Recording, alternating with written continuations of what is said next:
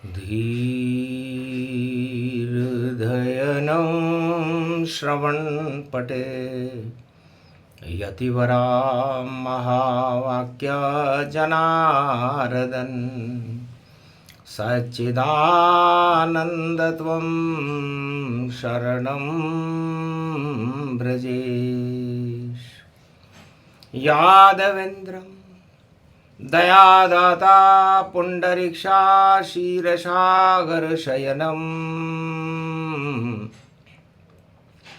कमलनयनं नमस्तुते नमामि श्रीहरि।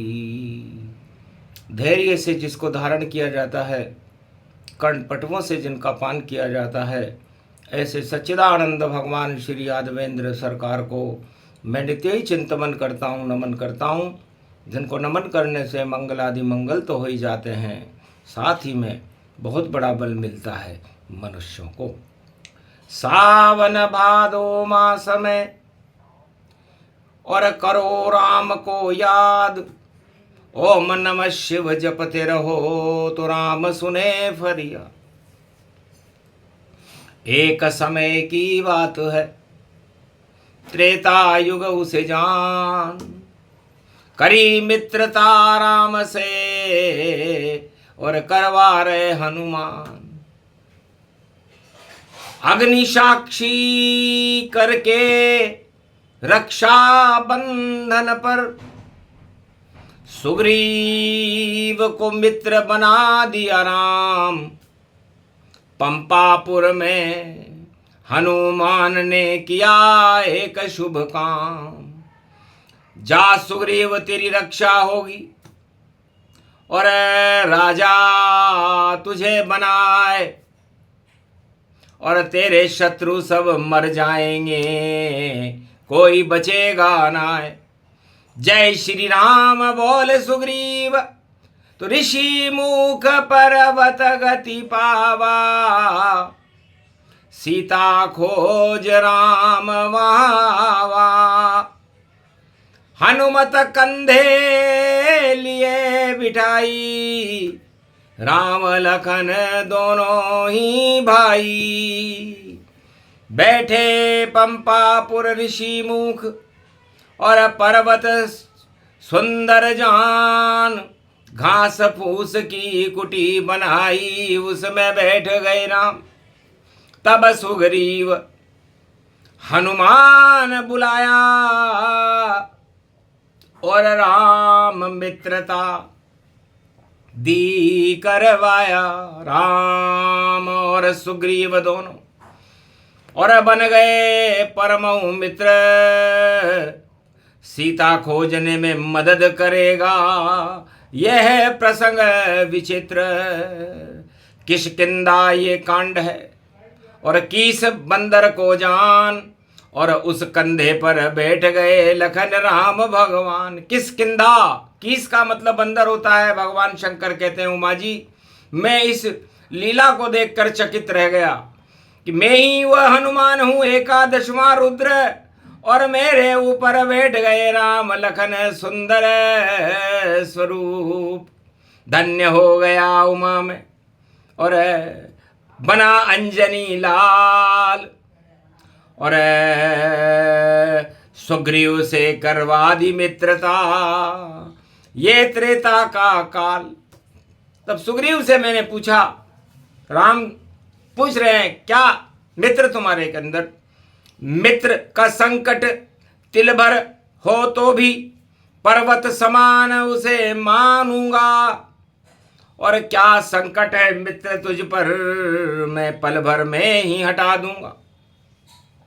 तब सुग्रीव बोला, मेरा भाई बाली उसका नाम, जो जावे उसके सामने आधा बल हो तमाम। उसका आधा बल उसके अंदर चला जाता है। और मेरी स्त्री तारा का अपहरण कर लिया उसने और मुझे मारता है। मैं उस डर के मारे उधर जाता ही नहीं हूं। मैं ऋषिमुख पर्वत के समीप ही रहता हूं, अन्यथा वो मेरा वध कर दे। तो जाओ चिंता छोड़ दो, और कुशल करेंगे राम, और बाली का निश्चित करें जल्दी काम तमाम। तब 7 ताड़ के वृक्ष के पीछे छुप कर देखा बाली, अतुलित बल शिव की कृपा और योद्धा है बलशाली। तब 7 ताड़ के वृक्ष में छुपकर मारा तीर, और बाली मर गया पंपापुर में, बदली सुग्रीव तकदीर। मरते मरते बाली के सम्मुख पहुंच गए श्री राम। बाली जाओ बैकुंठ में, वही परम सुख धाम, खड़े तुम्हारे सामने और त्रिलोकी के राम। जो मांगो वरदान तुम देऊंगा वरदान। तब बाली हंस कर बोला कारण कमल नाथ मोही मारा, मैं बैरी सुग्रीव वही प्यारा। महाराज, आपकी और मेरी क्या शत्रुता है, और आपने मुझे मारा भी तो आमने सामने युद्ध करके मारते, पीछे से क्यों मारा? चक्कर खा गए प्रश्न को सुनकर रामचंद्र भगवान, फिर भी बाली को दिया मरते मरते ज्ञान। पंपापुर अवध के और वहाँ के हम युवराज, और वहाँ एक कानून है उसका पालन करे महाराज, इसलिए मैंने उस कानून का पालन किया। अनुज सुधा भगनी सुतनारी, इन्हीं कुदृष्टि कुलोक विचारी। हमारे अयोध्या में कानून है कि कोई भी व्यक्ति किसी पराई स्त्री पर बुरी नजर रखे, अपनी बहन पर रखे, अपनी पड़ोस पर रखे, अपने भाई की स्त्री पर रखे, या किसी भी पराई स्त्री पर रखे, तो उसे मारना किसी भी तरह उचित है। इस कानून के खातिर तेने बाली प्राण गवाए हैं, और सामने तेरे राम खड़े और बैकुंठ धाम पहुंचाए हैं। जो मांगना हो मांग ले, अंतिम सांस चल पाए। तब कहा बाली ने हंस करके, तेरे पहले बैकुंठ में जाऊंगा, पर एक बात मानो राम, मेरी अंगद को गोद बिठाऊंगा। मुझे सत्ता से कोई मतलब ही नहीं, सत्ता तो कांच का टुकड़ा है, और इस पर लुट जाती दुनिया, इसीलिए जगत में दुखड़ा है। मेरे पुत्र अंगद को और आप बना लो पुत्र, और मेरे सामने गोद बिठाओ और कर दो इसे सुपुत्र। कहा तथास्तु राम ने, जाओ मनोनीत ये पुत्र, और गोद हमारे बैठेगा, और शक्ति इसकी सर्वत्र। जितनी शक्ति राम में उतनी अंगद होए, और बड़े बड़े दानव को दे चुनौती। तो ये किसी भी दानव को यदि चुनौती दे देगा, तो वो दानव रावण जैसा भी क्यों ना हो, या हिरण्याकश जैसा क्यों ना हो, या कंस जैसा क्यों ना हो, या जरासंध जैसा क्यों ना हो, या कौरव जैसा क्यों ना हो, उसका पतन कर देगा। तो ये विजयदशमी की पर्व कथा और शंकर उमा को सुनाते हैं, और रामचंद्र अंगद को अब अपनी गोद बिठाते हैं। तब कहा परीक्षण कैसे होगा, बोला बाली जान, इसको लंका में भेजूंगा, लुटे रावण की शान। जो सबसे बड़ा तानाशाह है रावण, उसकी शान और उसके योद्धाओं को मिट्टी में मिला देगा। इसे मैं करिश्मे के रूप में लंका में भेजूंगा। इतना सुनते ही बाली के उड़े प्राण पखेरू, और बैकुंठ में राम राम करते, और बाली गए पखेरू। बाली बैकुंठ में पहुंच गया, कृपा हो गई राम, और अंगद गोद में बिठाया राम ने, और दिया उसे वरदान कि जहां पांव रख दो अंगद तुम, उठा सके नहीं कोई। भारत में ये शक्ति बालक में और बंदर में ही होए, और किसी में रहे नहीं।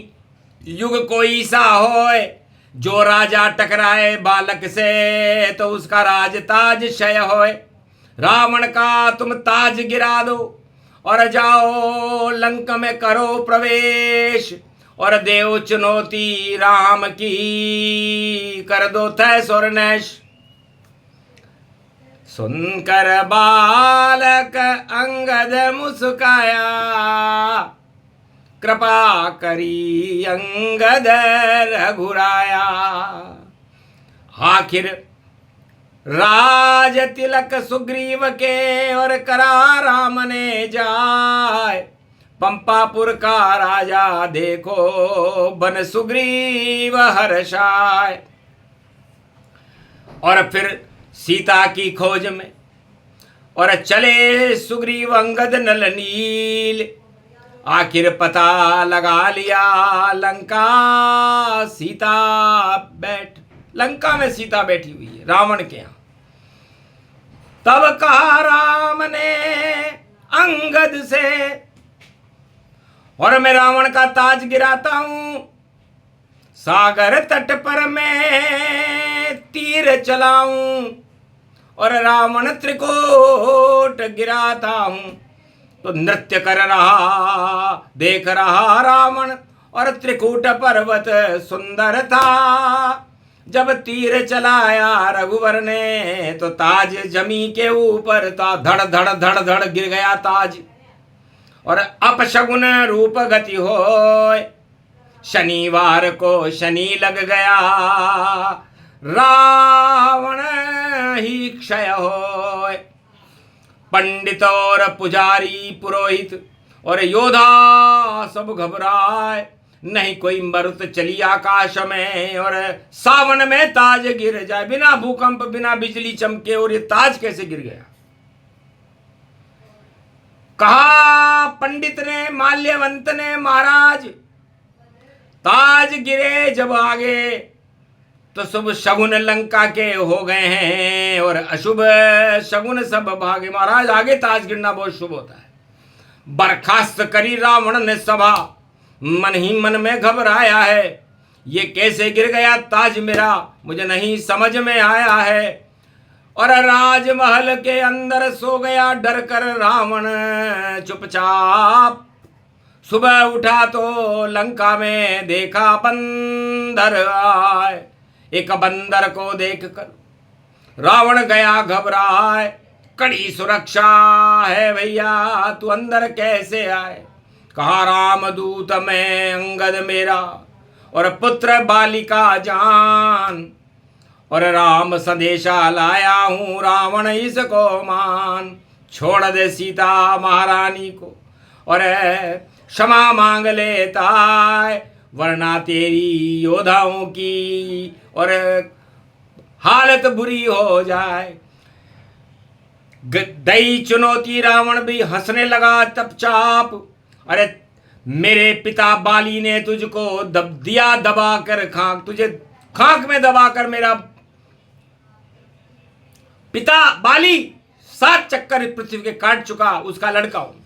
तब कहा बाली के पुत्र होकर और दूत का काम निभाते हो, तुम्हें शर्म नहीं आती है? तुम क्यों नहीं लंका के मंत्री बन जाते हो? दिया प्रलोभन रावण ने और अंगद ने ठुकराए। ऐसी पाप की लंका में मैं मंत्री बनूंगा ना। अब तू मेरी बात सुन और हारा सीता जान। युद्ध बाद में राम करेंगे, पहले युद्ध करे तू आन। जो योद्धा लंका में तेरे यदि मेरा पांव उठा देंगे, और यदि उठ गया पांव तो हम सीता हार के जाएंगे। रावण को जब मिली चुनौती रावण करे स्वीकार। सारे योद्धा आ गए पर नहीं उठी वह लात। टांग उठा नहीं पाए योद्धा, जोड़ तोड़ भरपूर। सारे योद्धा मिलकर भी भाई अंगद पांव नहीं कर सके चकनाचूर। आखिर रावण खुद उठा और आया अंगद के पास। अंगद बोला कैसा राजा जो पांव दूत पकड़ा। फिर शोभा नहीं देता राजा तुझे, जो एक दूत के पांव पकड़ने तू आ गया, पांव हटा लिया अंगद ने, और घबरा गई रावण सरकार।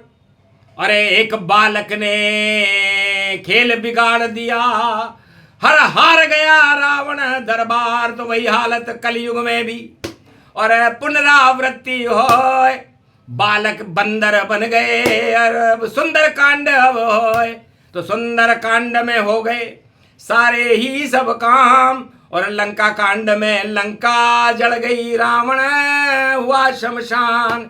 ये प्रसंग जो भी सुने, अंगद रूप प्रसंग, अंग अंग में राम भरे थे, कैसे उठे वो पाँव। उस पाँव को कौन उठा सकता है जिसके अंग अंग में राम भरे हुए हों। तो जिसके मन में राम हो, रोम रोम में राम, उसका बालन बांका होता, और बाकी सबके बिगड़ते काम। तो काम तो उनके बिगड़ेंगे जिनके पास नहीं राम, और जिनके पास हो राम तो वह सब अंगद मान। अंगद ये प्रसंग कलिकाला, और सुने तो भारत वर्ष निराला। राम राज होगा भारत में, और होगा सुंदर कांड, जगत गुरु भारत बने, बोले शिव भगवान। बोलो जय श्री। आज के आनंद की, भारत माता की, बोलो अंगद भगवान की, बोलो रामचंद्र भगवान की।